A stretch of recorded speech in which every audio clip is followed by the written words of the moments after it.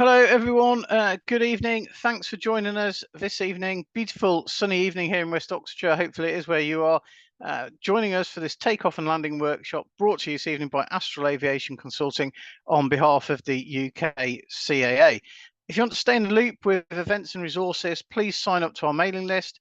And you can do this by going to our website, www.astralaviationconsulting.com, or use a link that Lily, supporting us tonight, has just popped in the chat box.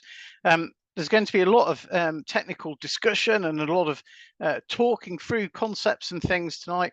So if you want access to the replay to look at some of that stuff in slower time as well, that will be part of the link that you'll get after signing up as well. And there's a whole other host of safety resources on there as well.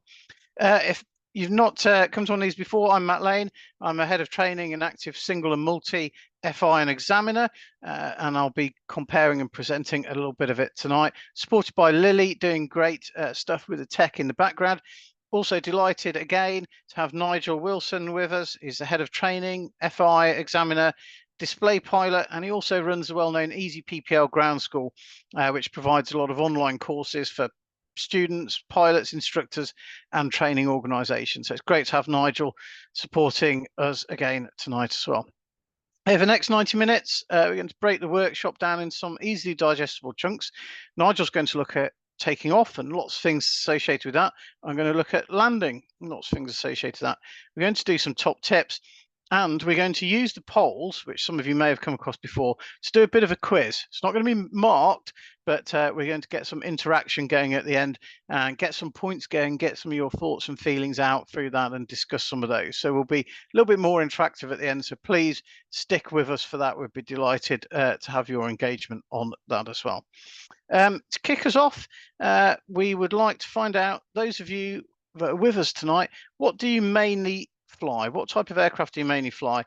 This gives you a chance to give us a bit of feedback to make sure of we're pitching to the right audience, but also it gives you a chance to practice the poll if you haven't had a chance to do that as well. Remember, if you're watching on demand, you won't be able to interact, but please do test your knowledge with the polls as we go through.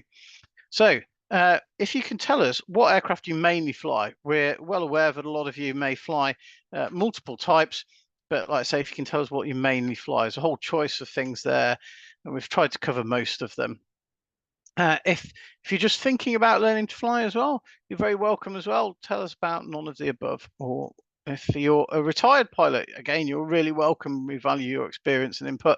So please tell us what you used to fly there as well. And if we can have a look at the results now, please, Lily, on that. So mostly single engine pistons.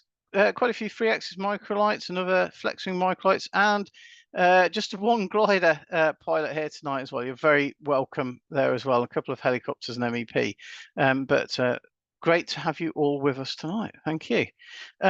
Without further ado, I'm going to hand over to Nigel. Nigel's got a lot to get through, but there's some really interesting stuff in there. So please do engage with us through the chat and use the question box to load the questions.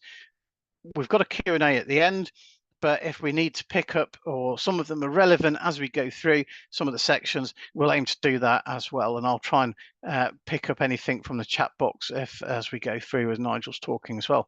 But without further ado, over to you, Nigel. Right, so just as we normally do, just to get you into the mood for the quiz later on, let's have a quick poll, shall we, on a question. So next question then, what's the minimum visibility required for a VFR flight to depart from an airfield that lies within a control zone of a larger airport? So there we go. What min vis is required for a VFR flight? So is it A, 1,500 meters, B, 10 kilometers, C, 5 kilometers, or D, 3,000 meters? So make a choice now. Hopefully a straightforward question, but let's have a look at the answer then, shall we? So the answer is C, which is 5 kilometers, and well done for most of you there. 17% went for 1,500 meters, 10% 10 kilometers, 60% of you, so well done, the majority, 5 kilometers, and 3,000 meters was 12% of you thought that. Okay, so let's have a think about takeoff then. So first things first. To go flying, we need to obviously get in the air, but it's a bit more than just getting into the aeroplane and opening the throttle. So let's take a look at a few things that can help you get airborne safely. So with everything, as we've been mentioning on most of our seminars that we've been talking about, preparation is key, okay? There's no such thing as too much preparation. So let's have a quick look at the pilot in command, who has the legal responsibility to ensure that all aspects of the flight are planned and all data is obtained to ensure the safety of that flight. And not many pilots realise that your pre-flight planning information and calculations, you are supposed to, by law, document those and retain them, even for private flights. So yes, we know the commercial guys do it, but actually we're supposed to do that for private flights as well. So let's have a quick think about some of the sort of general areas we have to think about. So NOTAMs. So not just NOTAMs for your route, but importantly NOTAMs for the airfield, both where you're taking off from and where you're landing. And don't forget that NOTAMs for an airfield can be difficult to spot, especially if you're using a moving map device to do your planning, because NOTAMs associated with airfield generally don't show graphically. You have to look at the text part of the NOTAM to see that. So as a result of that, don't forget that the official source for NOTAMs is actually the NATSAIS website.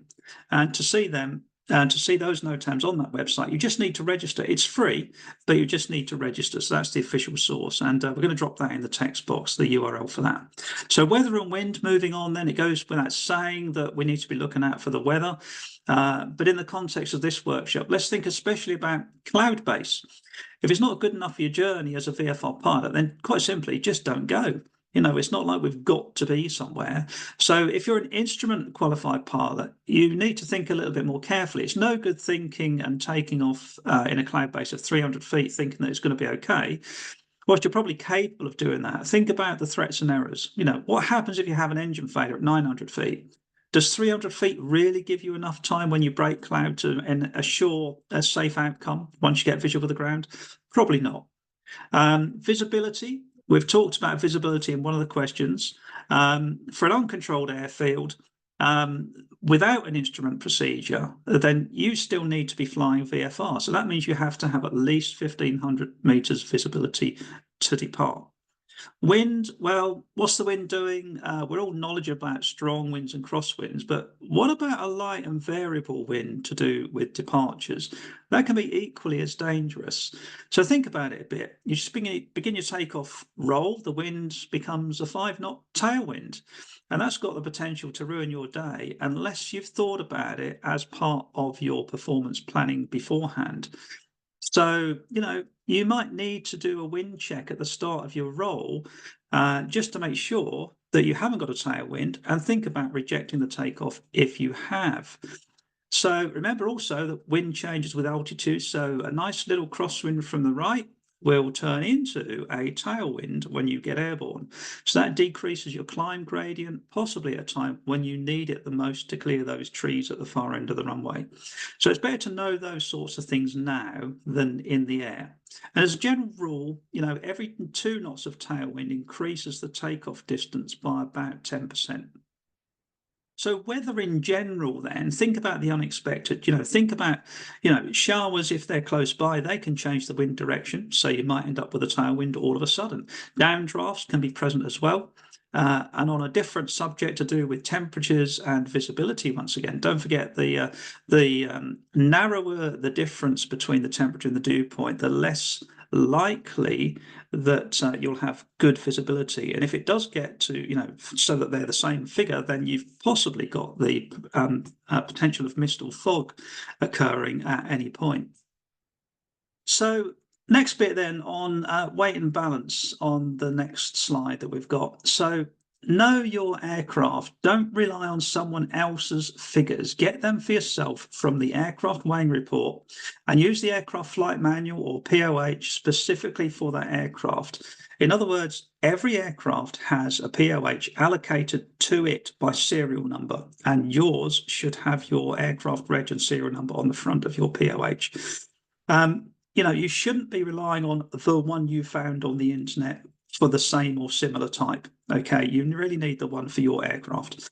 Be realistic in your estimates of passenger weights. That can result in several black eyes if you talk out loud too much.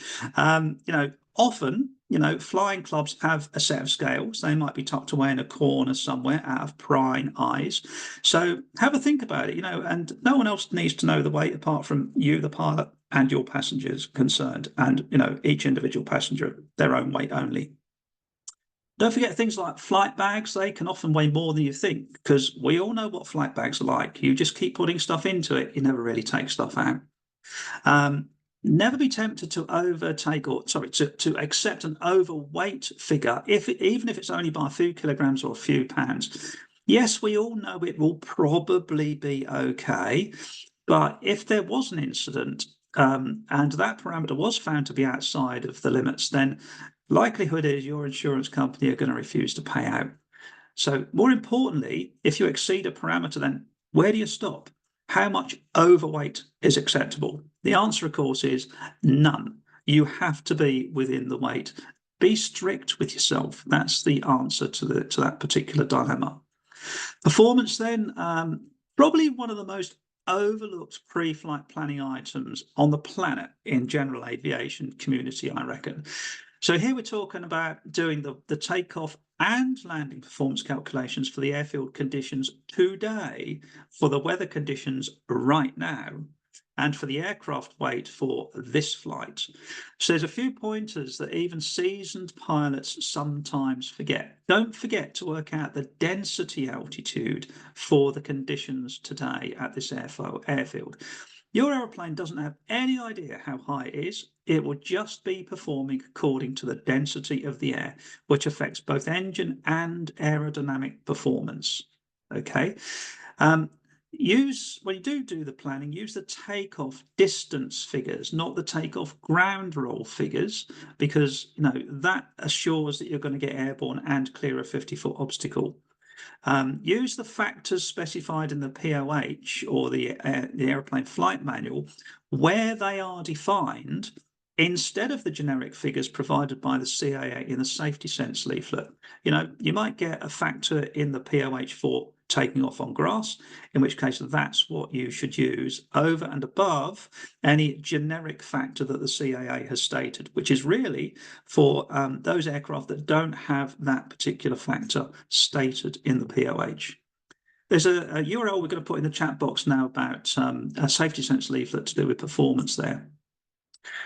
However, having said what I've just said about the generic performance factors, don't forget that we should add the overall safety factor defined in that safety sense leaflet at the end of it as a safety factor. That's 1.33 for takeoff and 1.43 for landings. Okay, so just bear in mind you should be doing that bit. Next bit then, airfield procedures then on the next slide. So this, airfield procedures, noise abatement, that's the fastest way to upset airfield owners if you're not careful. Make sure you know the local procedures and hotspots and do your best to comply. However, remember that safety always comes first. So if there's any doubt about noise abatement, then, safety wins hands down. Some airfields also have a strange circuit pattern, and for other reasons, maybe to avoid entry into an adjacent danger area. But the bottom line is, you need to know this stuff before you get into the aeroplane. Another thing that's not really thought about so much in the general aviation world, we talk about takeoff alternates. So what do we mean by that? So what we're talking about is if you take off and you have a problem, then normally you would come back to the airfield that you have departed at. But it might be that you can't do that because, heaven forbid, someone might have had an accident behind you after you've taken off, or perhaps your landing weight is too much for the runway involved at the departure airfield. So you need to think about these things. So shouldn't we also have an alternate for our takeoff so that if we do have an immediate problem, we've got somewhere that we've thought about where to go? All right. How far away is it? And do you know how to get there in a safe manner, avoiding airspace? Now's the time to think about that, not when you get caught out in the air in that particular scenario. So taking off then, let's have a look at some of the other points that we're going to consider here on the next slide. So we're not teaching Grandmaster Suck Eggs, but here's just a few pointers on basically how to stay alive during the takeoff phase, and also some best practice and ideas. So first of all, maintain situational awareness on circuit traffic. So don't be tempted to turn your radio down while you're doing all of your pre-takeoff checks, power checks and stuff like that. You know, it's important that you have one ear on the radio so that you can, have an idea situationally as to where traffic is in the circuit. If you heard the one call downwind, but you didn't hear them call final, then is it that they forgot? Or have they done just a really big circuit and, you're about to go out onto the runway in front of them? So unless you have that situational awareness over a period of time, you're not going to have the full picture in your head to assist in your decision making. Power checks next then. So don't rush them. You're about to rely on this engine, so let's make sure it's meeting expectations, shall we? Think carefully about fuel tank selection. You should have taxied to this point on the tank that has the least amount of fuel in it, if you've got multiple fuel tanks. And then prior to doing the power check, you should have changed to the tank that has the most amount of fuel in it. And after your power checks, that's where you're going to leave that selection for the takeoff. All right. So captain's brief, best practice, often misunderstood. This isn't a passenger brief. You should have done that before you turned the mast switch on after getting into the aeroplanes, before you put the mast switch on, I should say. So this is a self-briefing to you, yourself, as the captain, by the captain. And you ought to do this out loud to yourself, even if you're solo in the cockpit. So the idea is to rehearse and recall vital information that you may need in the next 60 seconds or so. So it's fresh in your mind instead of having to rack your brains at a most inopportune moment in the heat of an event. Okay, so now's the time to work out what the best glide speed is, not when you actually need it and perhaps take a little too long getting there. It contains lots of other things. I'm just going to pick on a couple of things. We've got a list that we use as part of a leaflet we give out to our pilots. Think about wind direction, the type of takeoff you're going to do, safety speeds, rotation speeds, what you're going to do if you have a problem on the runway, what you're going to do if you have a problem immediately after takeoff. For a given airfield, which way is it best to turn, left or right, to pick your field? Some airfields have only got a really good selection on one side. All of those sorts of things. One thing that's often missed is have a think about, what am I going to do if I have partial power on departure? Okay. We've covered that several times before, so just include that one as well, because it's one to think about. It might be your option is, if I have partial power, actually, I'm going to close the throttle. I'm going to give myself a full engine failure because I know how to deal with that one. Okay. Pre-takeoff vital actions then. So that comes as the things just before we decide to depart. First and most importantly, never change tanks, fuel tanks, just before you take off, ever. Okay, checklists have a habit of saying fuel tank most. That's a check that you've got the correct tank selected. It's not an action to change it now. Never take off on a fuel tank that you have not tested with an engine check, a power check. There will be checklists for you to follow specifically for your aeroplane, but another good practice is just prior to lining up, or even after you've just lined up on the runway, we tend to use, or lots of other places use, lights, camera, action. Okay, so lights, check you got all the anti-collision lights turned on that you should have. Perhaps your operating procedure says you should have a landing light on for departure. The camera, that's a check that your transponder is set to the correct code and set to altitude reporting at this point. And then action, any other pertinent actions, like you might have to just a quick double check you've got the fuel pump turned on, or the pitot heaters turned on, or the DI is showing the correct heading for the runway that you are taking off on. If you've got the capability in an aeroplane, then consider using the toga button, the takeoff go-around button, to get the flight director guidance on the best rate of climb with wings level in your PFD in the flying display. Finally, well, not finally, but just carrying on there, look out prior to lining up. So take your time. Aircraft coming head on down final approach are incredibly difficult to spot. It's often easier to look for aircraft on base leg, and certainly when they're turning from base to final, when you've got a bit more of a plan view of the wing top on, the tops of the wings. You ought to also to know where to look for those aeroplanes, having studied the airfield information. In other words, whether it's a left-hand circuit or right-hand circuit or some strange angled approach that some airfields have. Don't limit yourself to looking out on final approach. People do make mistakes. Look up the wrong end of the runway to make sure no one's coming in to land in the opposite direction. Everything can happen. I've seen it happen myself on more than one occasion. And then also check for traffic actually on the runway, either coming towards you or having just landed, okay, to make sure that your runway is clear before you start to line up, and certainly before you start to take off. RT, use the correct RT phraseology. That also helps with other pilot situational awareness. Obviously, it depends on the air traffic service unit you've got for the airfield concerned.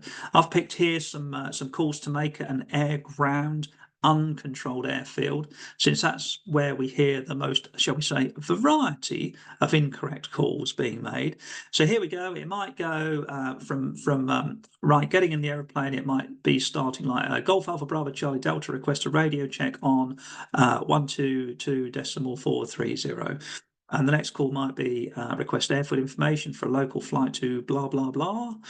Then the next thing you're supposed to say, even at an air ground station, is Golf Charlie Delta is taxiing to the hold for runway 24. You're just letting people know what you're doing. Then the call comes, even for air ground, when you've done all your power checks and you're ready to rock, is Golf Charlie Delta is ready for departure.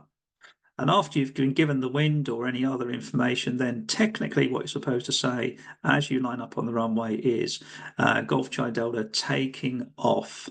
That's a typical sort of scenario of radio calls that you might want to consider. A little bit about avoiding loss of control here. It's a bit of a hot topic at the moment. So loss of control can result in any of the following incidents, some of which unfortunately have been in the press recently. So you could have a runway excursion, that's leaving the side of the runway unintentionally. You could have some sort of torque, roll, stroke, yaw on departure, which usually results in a crash of some sort. And you could get it completely wrong and end up with a stall stroke spin on departure by not having the correct attitude or configuration for the aircraft. So all of those are especially prevalent in high performance aircraft, ones that have got a lot of power, or more power than most people are used to from a training perspective. So remember, with high power and slow speed, and generally speaking, that's the scenario we're in when we're taking off or when we're going around. There is a significant amount of yaw present from the slipstream produced by the engine that requires a significant amount of rudder to be applied to keep that ball in the middle and to keep you going straight. Some aircraft, you might also have to use brakes on one side to assist directional control at the beginning of the takeoff roll, where rudder alone doesn't have enough aerodynamic authority to offset the yaw caused by the propeller slipstream. And that's especially prevalent on aircraft that don't have a steerable nose wheel, things like Yaks, Cirrus. I'm sure there's a whole load of other aircraft that don't have steerable nose wheels. And of course, on any tailwheel aircraft, come to that. So, you just need to do what you need to do to keep straight. So loss of directional control on the ground can cause a runway excursion. We've just talked about that, but it doesn't stop there. So once the aircraft rotates, any directional control assistance from a nose wheel or a tail wheel is lost. And it's often the case that you need even more rudder at that point to remain in balance. And possibly the worst case scenario is performing a go around at a very low level following a short field or glide approach where there's only aerodynamic directional control from the rudder available. So once airborne in that situation, the yaw can develop really quickly into a roll assisted by engine torque, and that's not good news when you're close to the ground. Similarly, just thinking about other things, lifting off below the aircraft's recommended lift-off speed may also result in an uncontrollable situation because you won't have enough aerodynamic authority on the control surfaces to be able to rescue the situation. Interestingly, departure stalls, they're practiced quite regularly in the States, but rarely are they practiced in the UK, although I know as examiners we've been told to try and think about those sorts of things on LPCs, license proficiency checks, when we come to do them. So this involves stalling the aircraft under full power in either the takeoff or the landing configuration. In other words, simulating a mishandled go-around.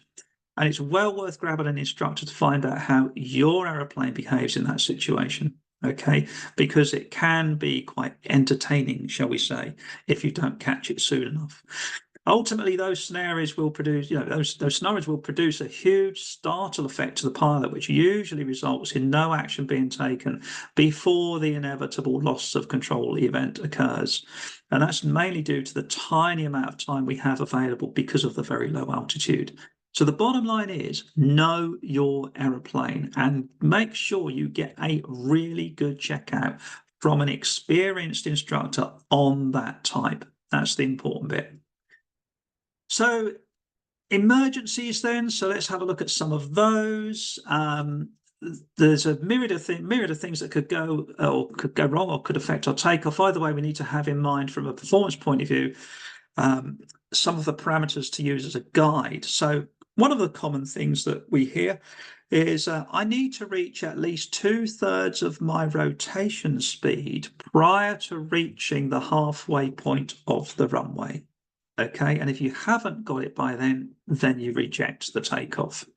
So let's talk about rejecting the takeoff then. So there's several reasons to reject a takeoff, hundreds of them in fact, but just remember that it's easier to deal with a problem on the ground than it is in the air. So we could reject a takeoff because of, unexplained lack of power, then just forget it, close the throttle and come to a stop. A rough running engine, a bird or a wildlife strike, a door opening while we're on the ground, just come to a stop. A change in the wind direction, we've mentioned before. How about a seat being insecure? The seat slips back a notch. That's the time to stop while you're on the ground. Or even just a gut feeling that something's not quite right. That is equally a really good time to stop. And trust me, I've done that and I'm so glad I did at Yak 52. The important thing to remember here is that it's not an emergency stop when we reject a takeoff, but rather a controlled stop. So what happens if we get airborne then? Even if you just got airborne and have the luxury of runway remaining ahead of you, well, it might be better to close the throttle and land back on the runway, even to the extent of just overrunning the end, perhaps.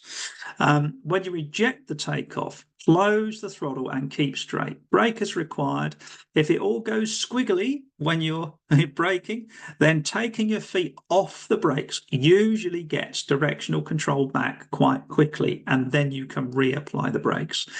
And don't forget to steer. You always have options. You can opt to steer off a runway into the grass to help slow you down. Or perhaps, thinking about a worst case scenario, maybe put your wingtip into a fence rather than head straight into a fuel bowser. Okay, so always have options. If you're anticipating striking something as part of this procedure, then just turn the mags off, okay? I can give you an example. In a Mustang, in a P51, if you kill the mags after landing, it reduces the ground roll significantly compared to having an idling engine while you're slowing down. The same thing works for general aviation aircraft, even on a smaller scale. Engine failure after takeoff options. Well, we've done a whole lot on that recently, so have a look back at the replays on the website for those. But pre-planning this event is vital for any given airfield. Which side should I go? We mentioned, should I go to the left or to the right? Which one gives me the best option of fields? Google Earth can be your friend there, but so can local pilots too. In all circumstances, you need to fly the aircraft and maintain the flying speed, okay? it's better generally speaking, it's better not to attempt a turn back. It's better to land straight ahead and have the reduced wind or ground speed rather than try and land with a stonking tailwind if you actually get back to the airfield, that is. If you want some more on emergency handling, then as we said, have a look at the past workshops. I think Lee's putting a link in the chat box flat now. Finally, then, for my bit, then a quick chat about partial power. We have mentioned it before. Partial power isn't confined, or engine failures aren't confined to a full failure. Sometimes they can fail partially, and partial power, we keep saying it, partial power is a killer. More pilots get killed with a partial power problem than they do with a full engine failure. The main reason is, of course, is we train people in full engine failures. We tend not to train people as much in partial power. For those people who are, young in their flying career, low hours, inexperienced, if you have an engine failure after takeoff that is partial power, your best option is to close the throttle and deal with it like a full engine failure. Okay, that's my advice to you there. The CAA is shortly going to put partial power into the PPL training syllabus, so watch that space as well. And for those of you that have got licenses, I strongly urge you, just go and ask an instructor to go and do some exercises with regards to partial power in all phases of flight. So, bit of a drains up on takeoff then. So I'm going to hand back to talk to, or get Matt to talk to you about landing, but stay tuned and tune in and think about stuff, because don't forget, we've got a quiz coming up, remember? So over to Matt. Nigel, thank you. So much information there. Like I say, people may want to go back on the replays and rethink bits of it as well. But like I say, there's just so much to discuss in the subject, and it's great. We've just tried to get some of those really important points over there as well. And somebody thinks you're a scholar and a gentleman, Nigel. So well done. So you must have paid the man well to say that. We have got a cracking question from Graham, though, which I'd like to pick up now, just before we go on to the next section. Any advice, please, on being bumped into the air by an uneven runway surface when well short of TOS, which is a takeoff safety speed? What a great question. What are your thoughts on that, Nigel? Yeah, I operate from several bumpy airfields. The bottom line is it's sort of a bit of a balancing act. You shouldn't try to keep the aircraft in the air, but equally you want to protect the nose wheel if you're in a nose wheel aeroplane. So just accept the fact that you've done a little bit of a bounce. Hold the attitude, let it come back down again, main wheels first, so you don't bounce back in the air. Don't force the control column or the stick forwards to come back down again. It's just like a bounce landing, really. So just hold the attitude. It might come back down again, and if you haven't got the flying speed, it will just stay on the ground while you can accelerate, and then you can get your takeoff safety speed and go for it properly. Yeah, I couldn't agree more. The main thing is to present the aircraft back to the ground in a safe attitude, i.e. not nose wheel first if it's nose wheel aircraft. Equally, if you're in a tail wheel aircraft, as Nigel says, holding that attitude is important so that you don't develop a PIO, a pilot-induced oscillation, because if it presents back to the ground with the tail wheel first, it can try and then kind of rotate the aircraft onto the main wheels and the tail wheel, and you get this kind of bunny hop situation going down the runway. So it's important to control that as well. But that is a great question. Some of the microlight colleagues fly the lower inertia machines on the webinar tonight may have some thoughts. Let us know in the webinar chat if it's different for the microlights. Be interested in your thoughts. But let's move on to landing. And a similar way to take off, all we need to do is get the aircraft back on the runway, taxi in, head to the crew room for tea and biscuits, don't we? Well, I'm sure, as we'll agree, there's a little bit more to it than that. So let's explore landing safely a little bit. We're not going to do a poll going into this one as we normally do, because we're going to use the polls, like I say, to do a bit of a fun, well, I say fun, a quiz at the end. So we'll go straight into it. First thing I'd like to just discuss is landing performance in what is available. Now, LDA, so familiar with abbreviation, some of most of you would think, landing distance available. It's the runway length available for landing. Now, unlicensed aerodromes normally only publish the total length of the runway surface, not of all of which will necessarily be usable, especially for landing. And you'll need to make a judgment, perhaps based on local assessment, as to what is actually usable of the runway surface for your aircraft. Now, also be aware of intersection takeoff, displaced runway thresholds, or soft ground, which may actually reduce the available runway length to less than the published figures. And that's something that you need to look at for studying the charts and the local notices, etc. Here's just an example here that I've pulled. This is Oxford. And if you have a look, the landing distance available, the LDA, the right-hand side of that table, is actually shorter than the takeoff distance available. And that's due to a displaced threshold due to a road in the undershoot. So if you just took that 1,500 meters figures, actually, you need to be looking at maybe a reduced distance there as well.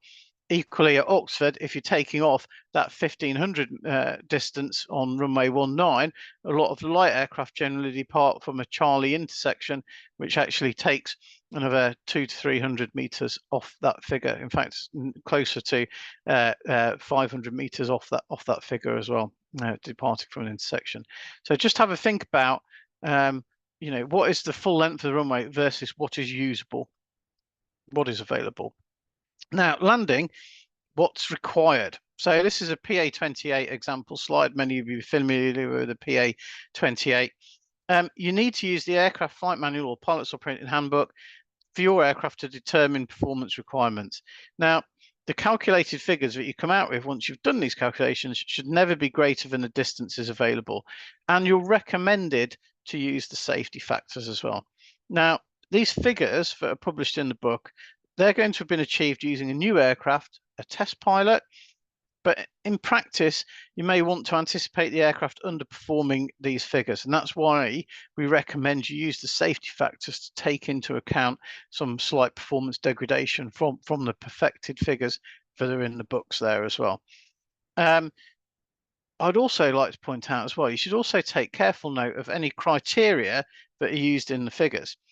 So, for example, here, the landing performance there on the PA28, you can see it talks about an approach speed, 63 knots, and a full stall touchdown, power off, flaps 40. So there's quite a few criteria in there to actually achieve those figures.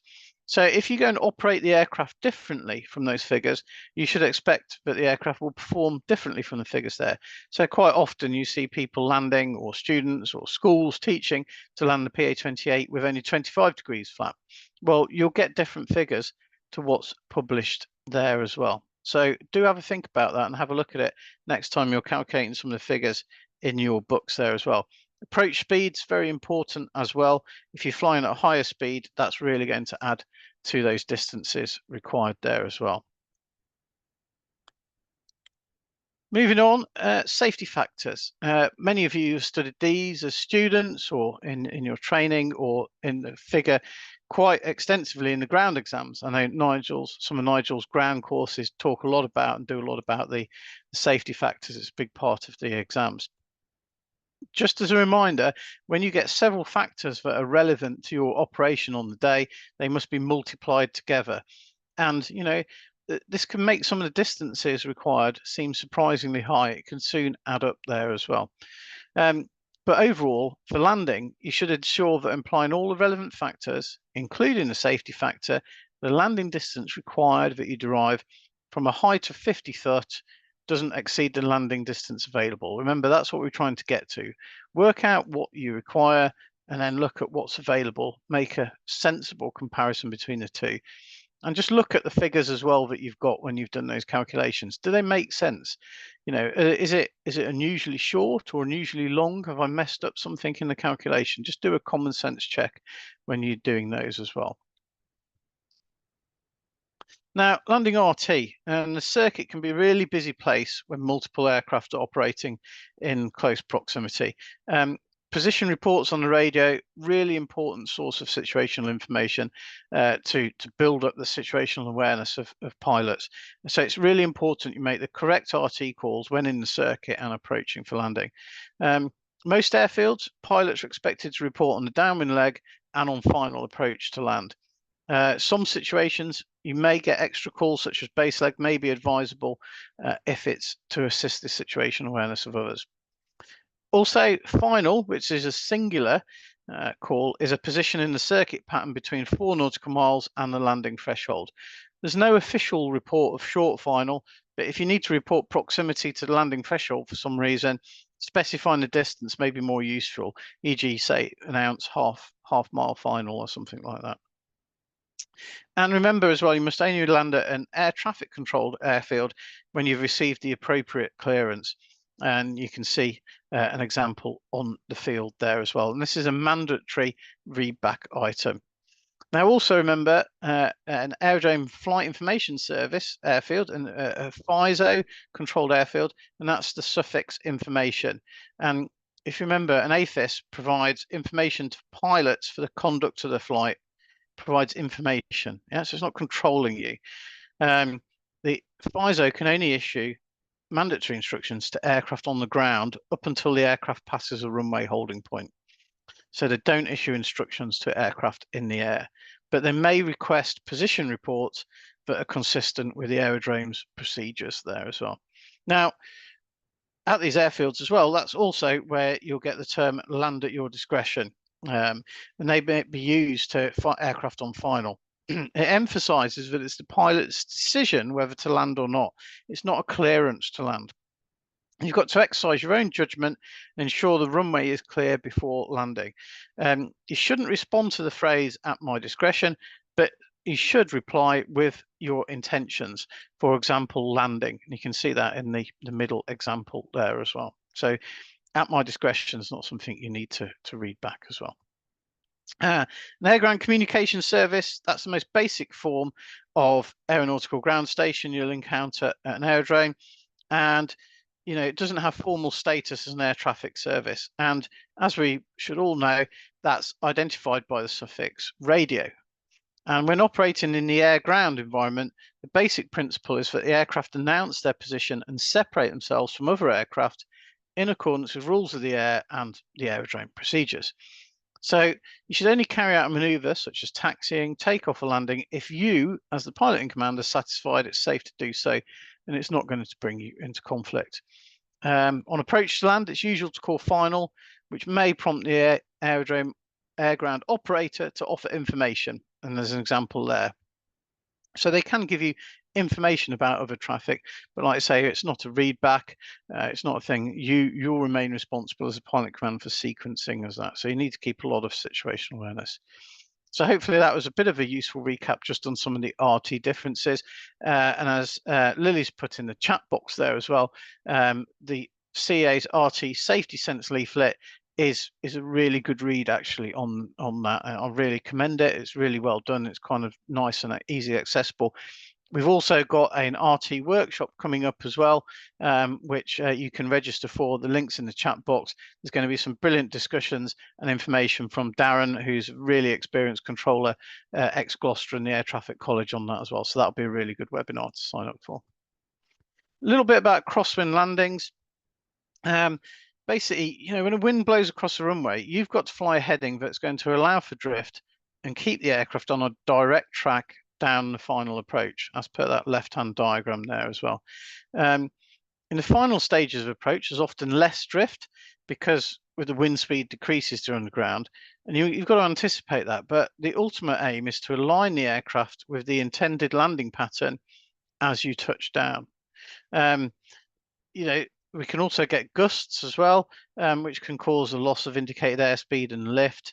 And at gusty days, it may be prudent to add an extra margin to approach speeds or use a different flap setting. But have a read, and it really depends on what your pilot operating handbook or flight handbook recommends as well. You don't want to carry lots of extra speed if that's not a recommended technique, but it may be a recommended approved technique for your aircraft. Really worth reading up and landing on that. In terms of crosswind landings, 2 techniques are typically used. We've got the crab technique, which is maintaining that offset heading to allow for drift on the final approach. And what we're looking to do there is just after the roundabout, just before touchdown, we're going to apply rudder to align the aircraft with the runway. You may need a little bit of opposite aileron as well to keep the wings level as you do that alignment. But if the touchdown's delayed and the airplane starts to drift sideways, you know, that's if you're losing control in that scenario, that's when you need to initiate a go around. We'll mention that in a minute. The other technique is the wing down technique. If in this technique, the aircraft will inevitably land on the interwind wheel first, and basically we're applying opposite aileron to rudder to continue tracking down the center line, and we're going to steer with the ailerons to touchdown. You may need a slight increase in power as well, but the round out is carried out with bank applied still. So you touch down on that interwind main wheel first, and then gently lower the other main wheel and then the nose wheel down as well. So that's the other technique. A little bit more nuanced, may require a little bit more finesse, but have a look, see what's recommended for your type and in your training and for your instructor. But make sure you're comfortable with Crosswind Landings. If you're not, recommend a session with an instructor, somebody experienced on your type, or you can get pilot coaching schemes, or in the microlight environment, instructors will be happy to coach you, and it's well worth going and seeking some crosswind landing practice to gain your confidence in that. Now, landing's not finished until you've actually exited the runway, back in the clubhouse, shut down or whatever. So runway vacating, just want to touch on that. When you've positively touched down, you've got the aircraft under control, you can apply braking in a controlled manner to slow the aircraft. We want to avoid harsh braking because that could lock wheels or skid the aircraft, and you could damage the tires, or even a grass runway, you could damage it quite badly, quite quickly. It's quite easy to do. And if you get some drift or divergence, you need to smoothly and progressively input rudder to control the situation and avoid another pilot-induced oscillation potential situation with the aircraft seesawing down the runway as well. So it's all about doing things in a nice, smooth and controlled manner there as well. You need to identify your runway exit point and make sure you're slowed sufficiently to exit. Don't feel pressured to speed off at an exit because of landing traffic or to make a particular exit.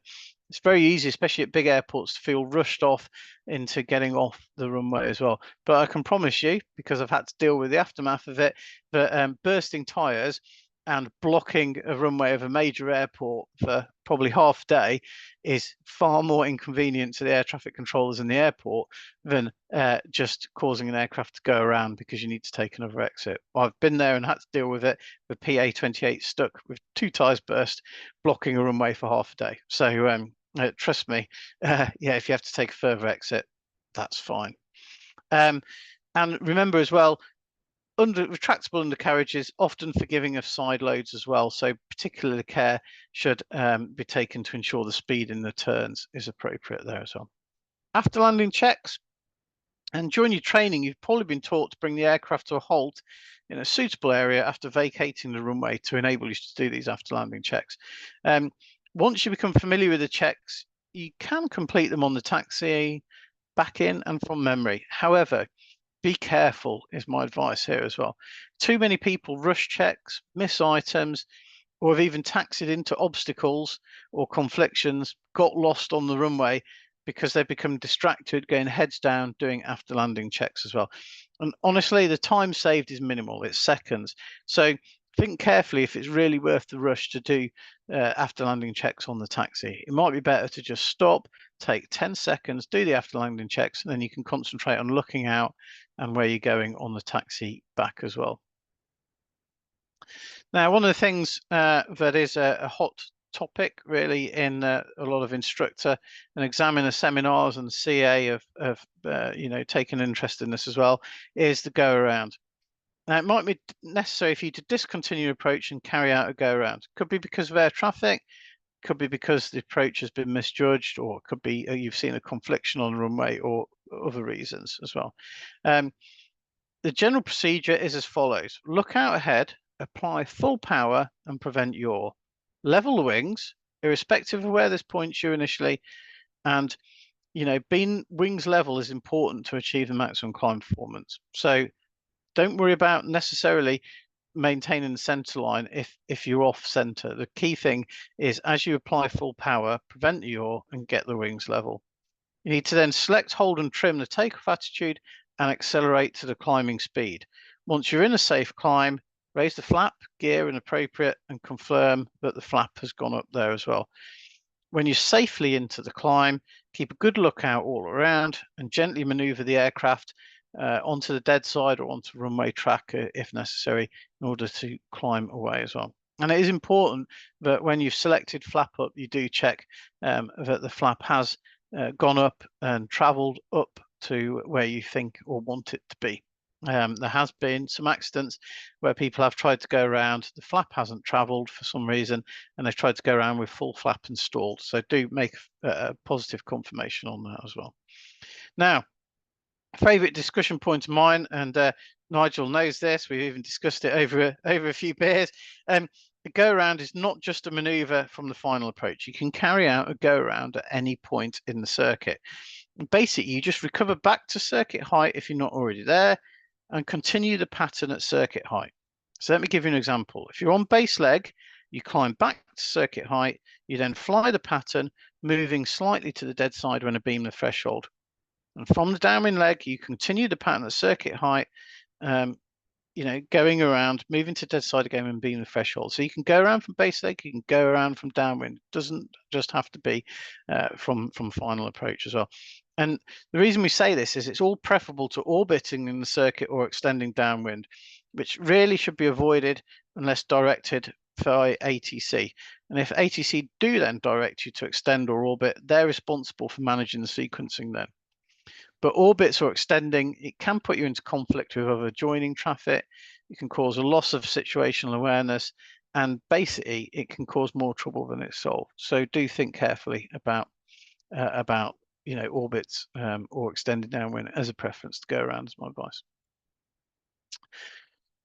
This is a slide we put in late on after a bit of discussion. Now, stabilised approaches.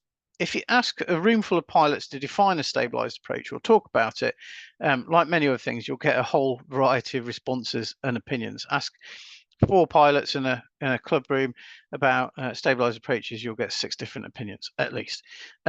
There is general agreement, though, that flying a stabilised approach makes a safe landing more likely, and a destabilised approach is often a frequent factor or precursor to aircraft incidents or crashes on landing.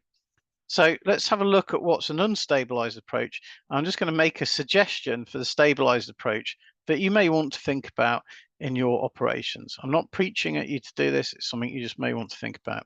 Well, an unstabilised approach is one in which one or more of the aircraft's speed, pitch attitude, configuration, or glide path is changing a lot in the final moments of the approach. If you're changing any of these variables close to the ground, it's going to make it hard for you as the pilot to get the aircraft down to a smooth and accurate touchdown. It's going to take more of your skill, it's going to take more of your timing than it would be otherwise necessary to smoothly land.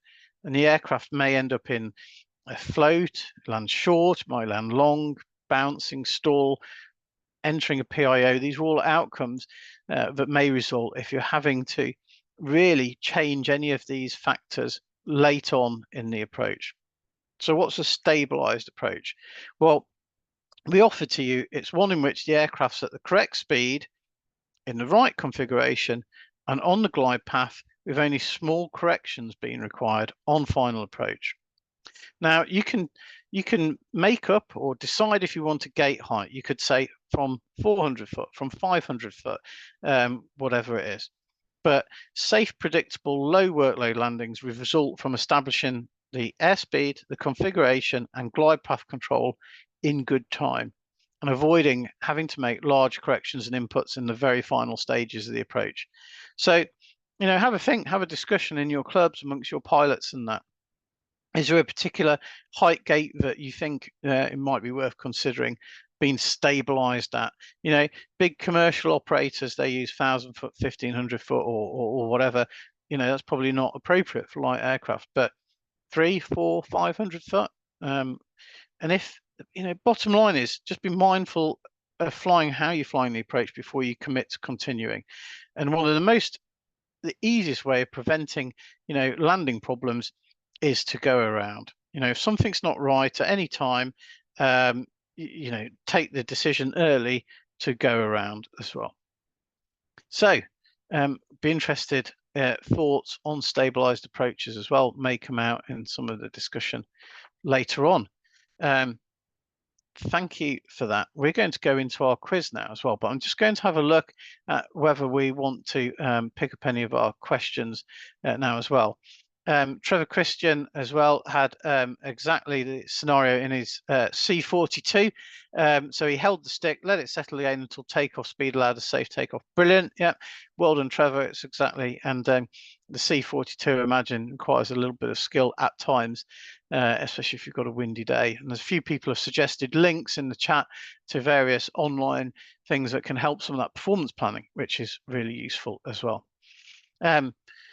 David has asked, and I might ask this one to Nigel, is it deliberate that you only need to state runway 24 left for the AFIS and not for ATC or air ground as per this image? Nigel, do you want to pick that one up at all? Okay, yeah. No, I don't think it's deliberate in any way, shape, or form. I mean, generally speaking, the way I teach people is that if you've just got an airfield with one runway, then generally you don't need to say that what runway you're heading for. So in my book, no, you don't need to say that. If you've got an airfield that's got multiple runways, in a triangle, and they're in multiple use, like some helicopters might use one runway or gliders might use one, or you've got, a left or a right or a grass or a hard, then you will probably then want to elect to state which runway you're on.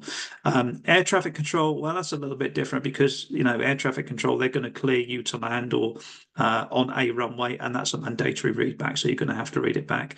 So I think it's a bit more like horses for courses.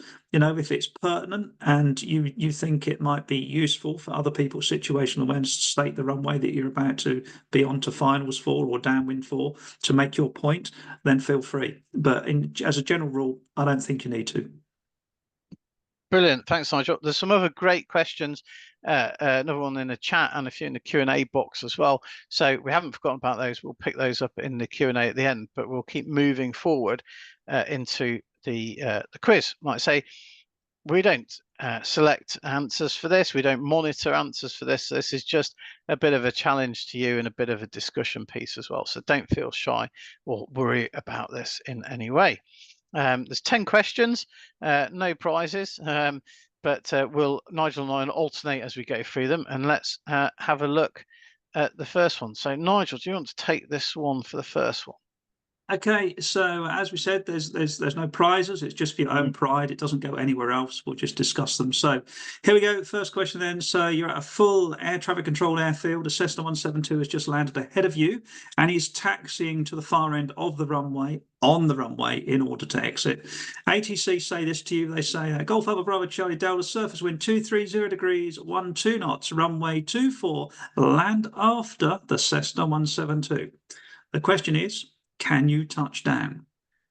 Is it A, yes, providing you're happy to do so? Is it B, no, you cannot land on an occupied runway? Or is it C, yes, you must land because ATC have told you that you must? Okay, so we're going to be quite quick on these. Gut reaction is probably your first choice. Okay, so let's have a look at the correct answer then, and the answer is yes, providing you are happy to do so. So let's look at the results. 45% of you got that correct.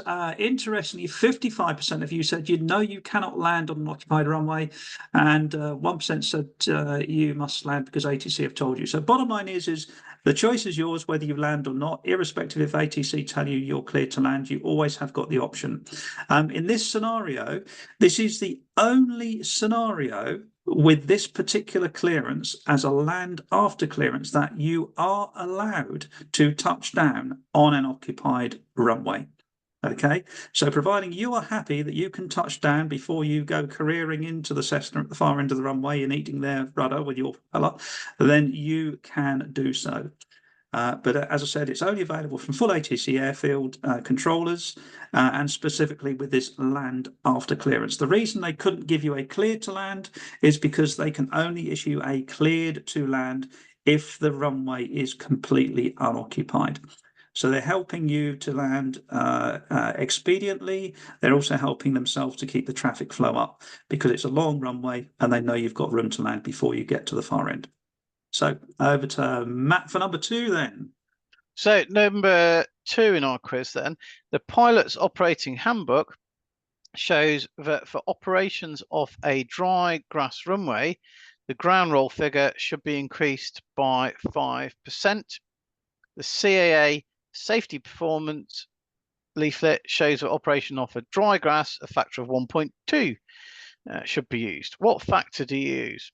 So do you go 5% of the ground roll as per the pilot operating handbook, 1.2 times the takeoff distance to 50 foot as per the safety sense leaflet, both the figures multiplied together, or both the figures added together?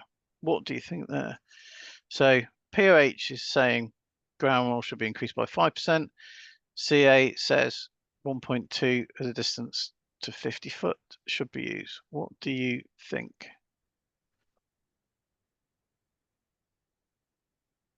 We'll see what the answers get. The actual answer that we were kind of pumping for was A. So let's have a look at the figures. That's what most people went for as well. Bit of a confusing one here as well, because what this is doing is mixing up a few things about takeoff distance, ground roll, and things like that. So the point of this question is, you will quite often get this, is that the safety sense leaflets, your pilot's operating handbook may be mixing up things like ground roll, maybe mixing up things like takeoff distance. So you've got to really think about what figures you're using and what the results are giving there as well. But the overall factor, and what we're kind of alluding to here, is that whatever's in your pilot's operating handbook, if it publishes things, those are the figures to use. So the CA safety sense leaflets, they're really good, and there's some really good advice in there as well. But if you have figures in your actual aircraft manual, use those rather than the generic ones there as well. But be careful of mixing up things like ground roll, takeoff distances, and things like that as well. It's can be quite tricky to get the figures together. Right, Nigel, over to you. So a nice straightforward one, this one, I think, or I hope anyway. So number 3, where can you find the official information about runway lengths for a licensed airfield? So is it the airfield website in question, or the CAA website, or the NATS website, or a commercially published airfield guide? So make your choice. Okay, official information about runway lengths for a licensed airfield. Let's have a look at the answer then. And the answer was C, which is the NATS website, or in fact, it's the AIP, which is hosted by NATS. Yeah, so 35% of you got that right. Next one down was 30% of you said the CAA website. Well, you won't find it there because it's a NATS website, it's the AIP. And a few dribs and drabs said the other two. So bear in mind, airfield, commercially published airfield guides, they might well be correct at the time of publication. But if an airfield changes its runway length, which does happen from time to time, the next month, it will be changed in the AIP, but it ain't going to be changed in a published commercially available guide that you bought 2 months ago. So just be careful about getting up-to-date information for the airfields that you're taking off and landing at. Okay, over to Matt for number 4 then. Brilliant. Number 4, stick with us, we're getting there.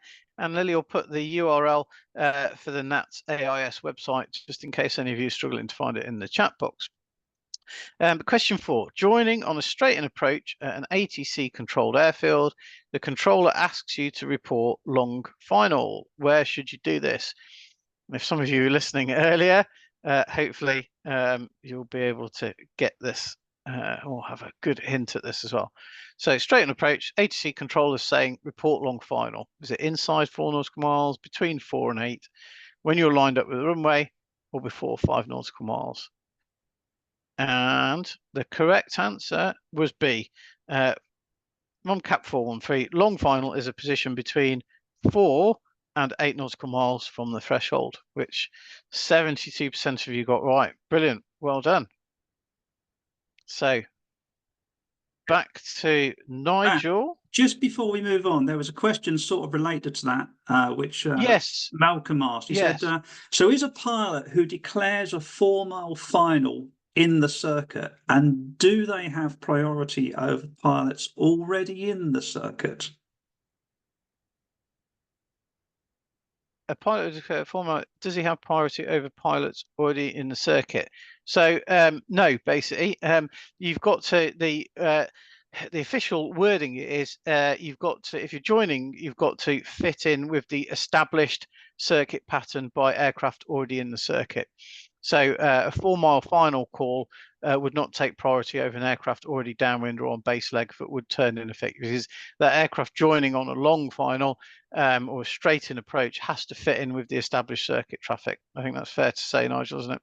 I completely agree. That's fine. Yeah, good. The only thing where it might change on that is certainly at military airfields or big airfields and that, if the aircraft is on an instrument approach and you're in the visual circuit, you may have to fit in or be told by the controller to fit in with the instrument traffic. That happens a lot. It happened to me multiple times at Oxford on Sunday with inbound jets as well. But that's a mixed instrument and visual kind of situation there as well. So yeah. The only other thing to mention there is if you do end up with 2 aircraft on final approach, it's not the one that's closest to the airfield, nor is it the one that called final first. It's actually the aircraft that is lowest that has the priority. Okay, so that's an air law bit for you. There you go. Right, moving on, question 5 as well then. Here we go. So I think most of you will know this now. We're at an airfield that has an aerodrome flight information service, and the physio says to you, Golf Alpha Bravo Charlie Delta, surface wind 230 degrees, 12 knots, runway 24, take off at your discretion. So what's the correct reply here? Is it Roger? Is it take off at my discretion? Is it Wilco? Or is it taking off? So there we go. We're an AFISO, so their call sign would be information, and they've told you to take off at your discretion. So let's have a look at the answers then. The answer, of course, is D, and I'm very happy to say that most people were listening earlier on. 83% of you selected the correct answer of taking off is the right one. And specifically, taking off at my discretion is an incorrect answer, and you should not repeat that back. You should state your intentions. Okay. Right. Okay. Back to Matt then for number 6. Brilliant. So this is a slightly more tricky one. So yeah, see what people think about this. And this is all about going back to that loss of control kind of thing that Nigel talked about earlier as well. So the question is, what does the low speed end of the white arc on the ASI indicate? So what does the bottom of the white arc on the ASI indicate? Does it indicate VFE, VSO, VS, or VREF? You may not even know some of those abbreviations, or you may know them or have an idea what they are. I deliberately won't explain them just yet until we've got the answer. We might just give it away, but see what people think. So I'll let you have a look. Bottom of the white arc, VFE, VSO, VS, or VREF. Right, the correct answer is B, which is VSO. Yeah, some good answers there, 49%. Well done. And that's the stall speed in the landing configuration. Many aircraft approaches are flown at around 1.3 times VSO, roughly speaking. That's everything to say. VFE is all about flap extension. VSO is a stall and different configuration. VREF is a kind of more commercial speed as well. So it is well worth, especially if you're going to fly different aircraft in your club. Maybe you've learned on a 152 and you're going to fly the 172, or you're moving from a Cessna to a PA-28 or something. Having a look at the ASI markings and seeing what they indicate, because there's actually lots of really useful information published right there in front of your face on the ASI. And even glass screens as well will be set with speed tapes. The speeds will be set in the glass screen as well. Although there's a gotcha, and Nigel, I'll ask you whether you've seen this in the fact. A lot of glass screen cockpits and that, where you can set these speeds on the speed tape, a lot of them are usable user settings. so you can set them. So if you're flying a club aircraft or another aircraft, it's well worth checking that the speeds that have been set in the EFIS speed tape are actually the correct speeds, because I've certainly come across it where people have messed around with the settings and the speeds that are shown there are not actually the right speeds. I don't know if you've ever seen that, Nigel. Yeah, I have. Yeah, a definite one to watch. So yeah, back to Nigel. Another question. Okay, so number 7 then, here we go. On takeoff this time, you suddenly experience partial power. So what is your first action that you should undertake? Is it to make a mayday call? Is it to maintain flying speed with attitude adjustment? Is it to make a pan call? Or should it be to initiate a turn towards the best landing area? So this is the first action you should take when you experience partial power after takeoff or during the takeoff climb. So they're the options. Let's have a look at the answer then. And the answer was, hopefully we all got it right. Excellent. Maintain flying speed by adjusting your attitude. Has to be the first priority to avoid, guess what? Loss of control. So what we got, 91% if you got that right, that's fine. And a few of you, 9%, mentioned about just initiating a turn towards the best landing area. So commended, but not the first action. Okay. All right, back to Matt. So we're getting there. Question 8, and this is something that I alluded to in my piece earlier. When can you call runway vacated at an ATC airfield? When the whole aircraft is past the relevant hold point, when the tail is clear of the runway edge, when on the taxiway, when starting to turn off the centre line. So when can you call runway vacated at an air traffic controlled airfield? So when the whole aircraft's past the hold, when the tail's got clear of the runway edge, when on the taxiway, or when starting to turn off the runway centre line. What do people think about that? Give you just a second to put it on. And actually, the correct answer was A. There you go. Vast majority got it right. Well done. And this can actually be a surprising way off the runway, and the hold points may be located quite a way back from the runway edge, and that's to cater for things like ILS clearance zones for the instrument landing aids and that as well. So people think that as soon as you've got off, past that edge of the runway, you can call vacated. Officially, you have to be past the relevant hold point, which, like I say, could be a fair bit of the way along a taxiway as well. I had to deal with an aircraft as well that had part of its tailplane chopped off at a military airfield as well, because they called runway vacated. The controllers raised the RAG, which is a barrier, a rotary hydraulic arrestor gear, and they chopped a bit of the tailplane off as well, because the crew had been too quick at calling runway vacated when the aircraft wasn't actually properly clear as well. So it can have its hazards, especially at some airfields, and that the visibility of some parts of the airfield and taxiways and holds may be a little bit limited for aircraft as well. Oh, this is a bit of a longer one. Getting towards the end, question 9. Trust me to get that one right. Here we go then. So a bit more wordy, this one. Okay, so you're at an airfield with a large flock of birds on the downwind side of the runway and close to the runway edge. What might be your threat and error management consideration during your captain's brief that you're giving yourself? Would it be, okay, I need to be careful and vigilant here for the birds during takeoff to ensure they fly away from the aircraft if they're disturbed? Or is it B, I need to turn away from the birds immediately after takeoff? Or is it C, I need to perform a short field takeoff and ensure the best angle of climb is maintained to climb over the birds, because we know that if they get airborne, we know that if the birds get airborne, they will always dive out of danger. So we need to be above them, basically. Or is it D, I need to hold my position and request assistance for bird clearance from the ground crew services? Okay, so a few choices there, a bit wordy, as we said. During the captain's brief, this is your threat and error management consideration. So let's have a look at the correct answer, and it is indeed to hold position and request assistance for the bird clearance. And I'm very happy to say that 78% of you got that right. Okay. It's really the only option. There's no doubt, or should I say, if there is any doubt, there is no doubt as to what to do. We're not sure what the birds are going to do. So actually, let's not take off and get someone to get them out of the way.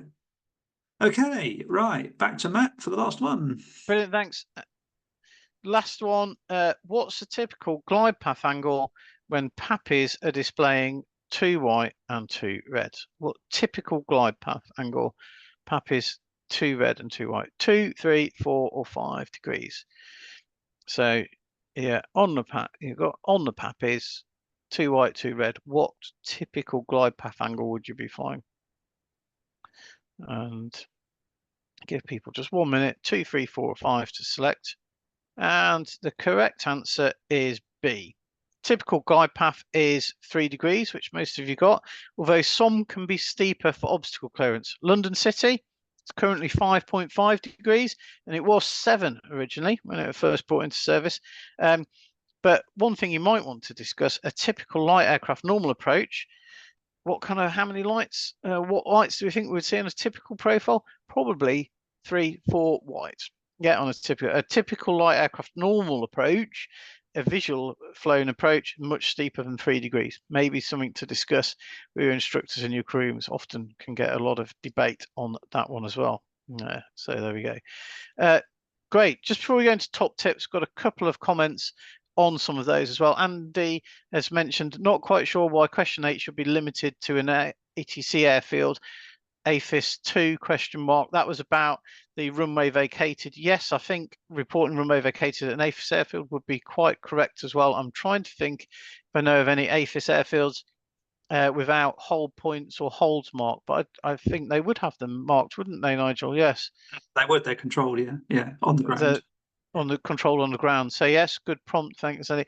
And Brian mentioned, surely a current subscription to Jeppesen with monthly updates is sufficient. I think I was talking about getting the information and that as well. What I would say is, when we say commercial providers, what we're alluding to there was you maybe buy a hard copy book once a year or something like that. If you've got a subscription to a setup like Jeppesen, you've already got very deep pockets, but great if you've got some. But the important thing is, as you alluded to there, Brian, it's about the monthly updates. It's are the updates done in accordance with the AirAC cycle? So is it actually config controlled, or have you got an old photocopy of a chart that a mate lent you in the clubhouse or whatever like that? So it's all about having that configuration controlled data basically there as well. So great. Nigel is just going to cover some top tips just to wrap up what we've talked about here and give you a few things to think about, and then we'll sweep up a few final questions and we will finish at 9 as published. Over to you, Nigel. So, as we said, a couple of top tips and just some general sort of things to think about, really. So, a bit about performance then. So, here's a little thing you might consider. If you fly regularly from a given airfield, then why don't you have a calculation pre-made for a given aircraft at your given airfield, where the elevation is rounded up to the next 1,000 feet at max all-up weight, and then work out the temperature at which your takeoff or landing no longer fits within the runway length in no wind. So that's sort of like a bit of a ready reckoner, that if providing the temperature is below that temperature, then you should be good to go. Yeah. So, you need to have that with you, and it's just like a little ready reckoner for those situations where we don't have a stupidly low atmospheric pressure, but it's just like a little ready reckoner, so you have a sort of an almost a no-go idea before you even get the calculator out. Next thing then, pay attention to climb out airspeed. You may or may not initially need a best angle of climb speed to avoid obstacles, and then change that to a best rate of climb speed in order to gain the most altitude in the shortest time. So don't forget, the ground is your enemy, so you need as much distance between it and you in the shortest time possible. So climb speeds. Second, well, another thing there, keep full power applied during the climb out. So we take off. If we've got an aeroplane that we raise the gear and raise the flaps on, then you do that first. And then when you're at a nice safe altitude that you think you can cope with an engine failure if it occurs, then change the power back to cruise or climb power, should I say. Engines usually have a habit of failing when you change power settings. All right, they usually sit quite happily at full chat. They usually sit quite happily in the cruise. They tend to have a habit of going wrong when you, the pilot, starts to mess things with the engine, like changing the power setting. Be positive in your decision making. If you're thinking, should I, shouldn't I? Then the answer is you shouldn't. It's as simple as that. Don't get into the mindset of thinking it's bound to be okay. It's better to not do something and deal with it on the ground, for example, than get airborne with a potential problem. Okay, so if you've got a query about something, then don't decide to get airborne with it. Okay, if you're already on the ground. If you're on final, then check toes clear of the brakes. And that means that hopefully you won't land with any or all brake applied and risk bursting those tyres. And as Matt said, the embarrassment of closing an airport. Skidding or damaging the undercarriage is also another thing that can happen if you land with brakes on. So make sure you check the same for any passenger that is in the co-pilot's seat, okay? Because they could be following the brakes without even realizing it.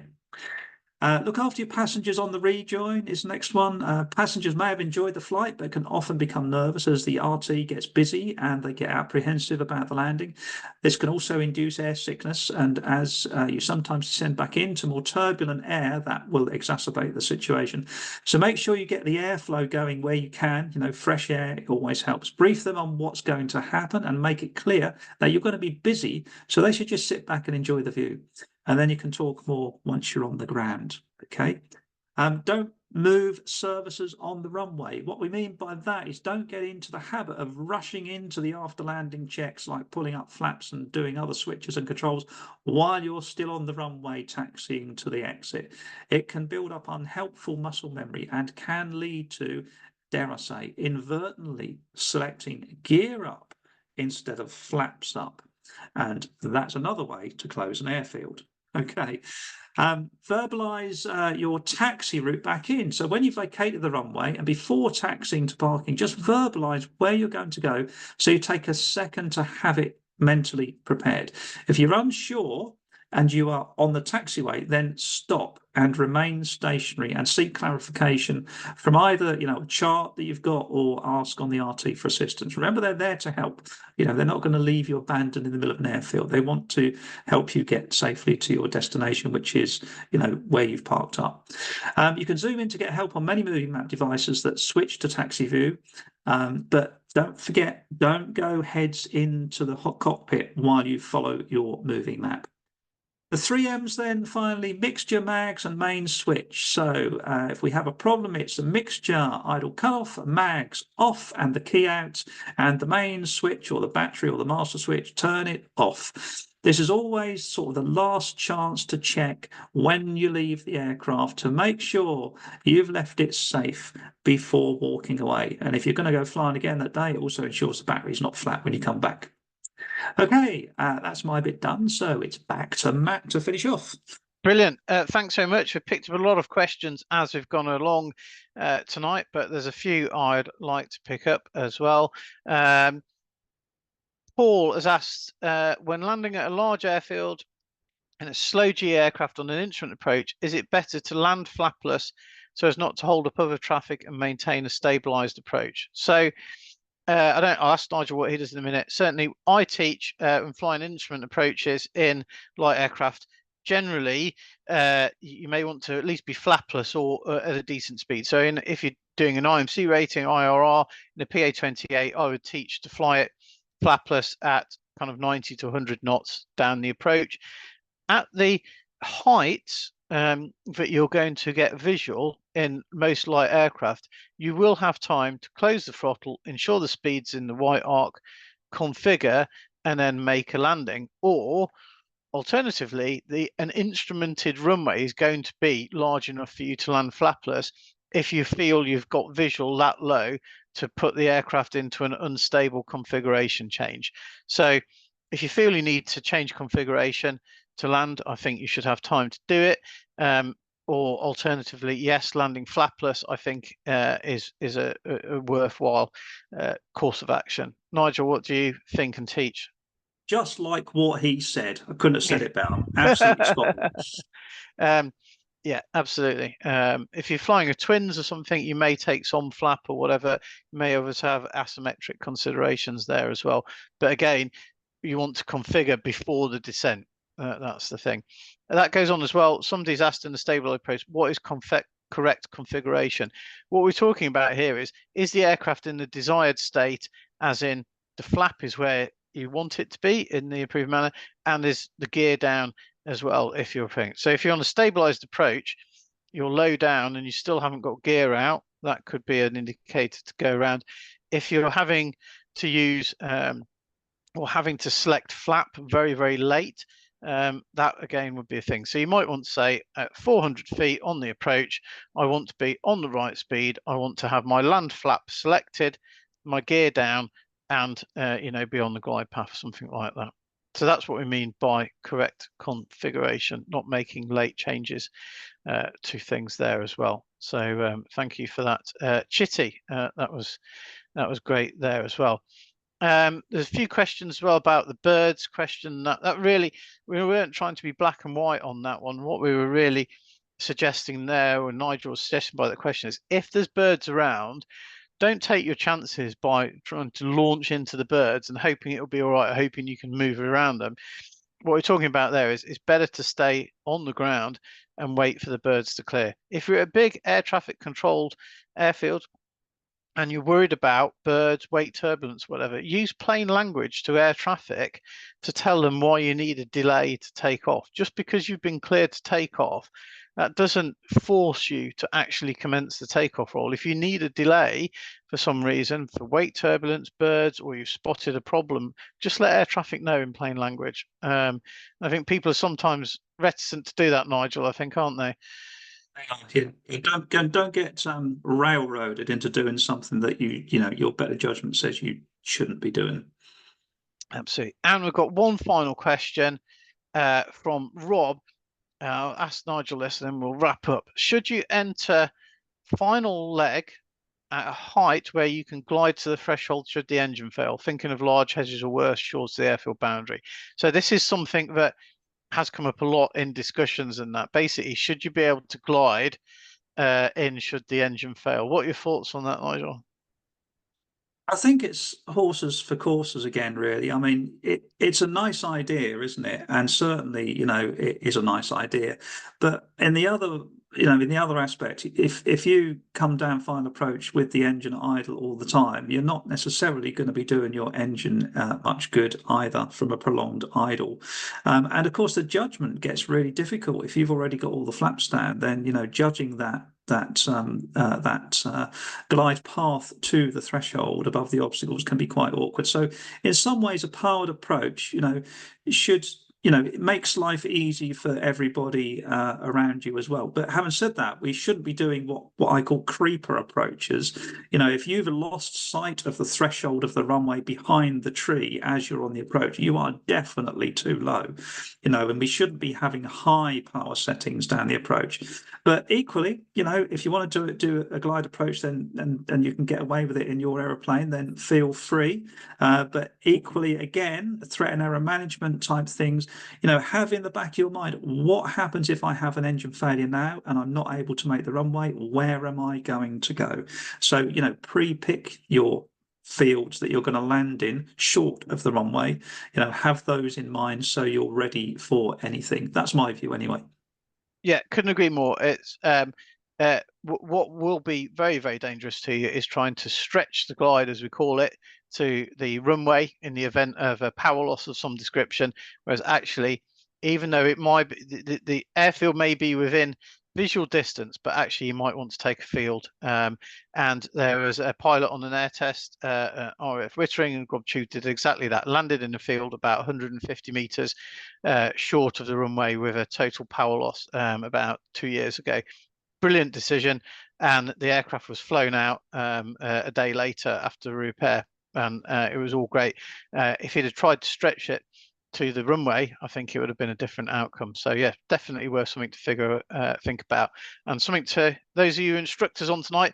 Maybe that's a scenario to practice with some of your students on biennials and things like that as well. An engine failure on final. Let's see how that goes. Excellent. Thank you all. We hope you've all been able to take something away from this evening. As a reminder, there will be a replay link sent to you via email with a list of resources and some of the links there as well. We once finished tonight, a survey will pop up in your window. Please take the time to fill that in. Your feedback is genuinely really valuable to us. And if you're wondering what's next, keep a lookout on our social media channels or through Skywise as to what's coming up next. I think it's the RT one in July, which will be another great evening. Sadly, we've run out of time. Just big thank you for Nigel supporting me as ever. Great input. And Lily has been working like a one-armed paper hanger behind the scenes with the tech, keeping us all together and keeping Nigel and I on time as ever. So brilliant, Lily. Thank you. Lots of polls for Lily to run tonight, so she's done brilliantly as well. And thank you to all to you for your engagement and participation. Some great questions and some great information. Thank you very much. Take care, and hopefully if you see us around airfields or around, do come and say hello and come and engage, and we'd love to chat to you or meet you in person, or if we see you around. But all that wishes, have a safe evening, safe flying, and take care everyone. Thank you. Bye all.